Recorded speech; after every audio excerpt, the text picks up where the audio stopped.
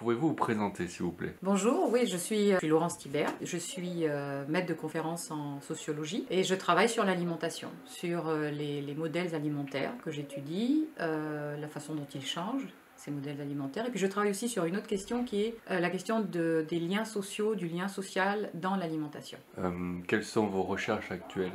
Alors, en ce moment, mes recherches se développent particulièrement au niveau pour la question des modèles alimentaires sur les Outre-mer, qui ont connu des changements très très rapides, ces sociétés, et donc l'alimentation change aussi de façon très rapide, avec des retombées notamment dans le domaine de la santé. Donc le lien entre les changements dans l'alimentation et la santé ou la réorganisation des filières, etc., c'est un thème sur lequel je travaille.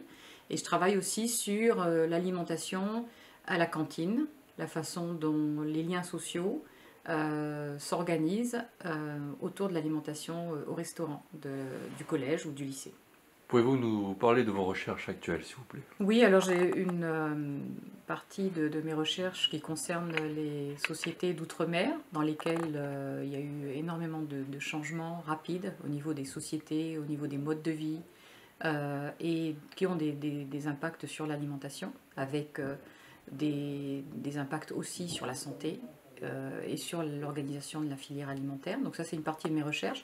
Puis je travaille aussi, comme je le disais, sur le lien social, la question du lien social. Alors ça concerne, par exemple, c'est un exemple, la question de manger à la cantine. Est-ce que ça contribue, jusqu'à quel point ça contribue à créer des choses communes dans l'alimentation, du lien entre les enfants, les collégiens, les lycéens, etc. C'est un exemple en fait.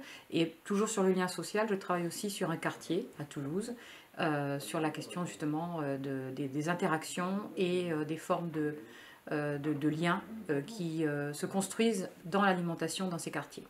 Avez-vous des objectifs opérationnels? Oui, bien sûr, les résultats des recherches sont opérationnalisables à différents niveaux. Alors par exemple, je parlais des sociétés ultramarines, des DOM-TOM, reconstruire des politiques de santé publique plus adaptées, qui tiennent compte des contextes culturels, des contextes sociaux qui sont particuliers, travailler aussi avec les différents acteurs de la filière qui vont de la production jusqu'à la distribution, pour là aussi proposer des offres qui soient durables et qui soient pertinentes localement.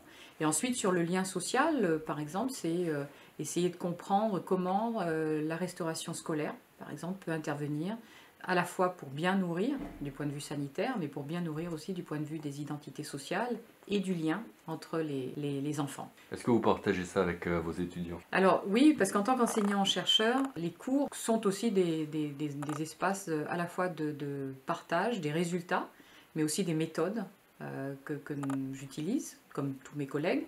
Donc il y a effectivement beaucoup de transmission vers les étudiants, de résultats, de différentes recherches, de questionnements qui se posent, qui s'opèrent autour de certains sujets.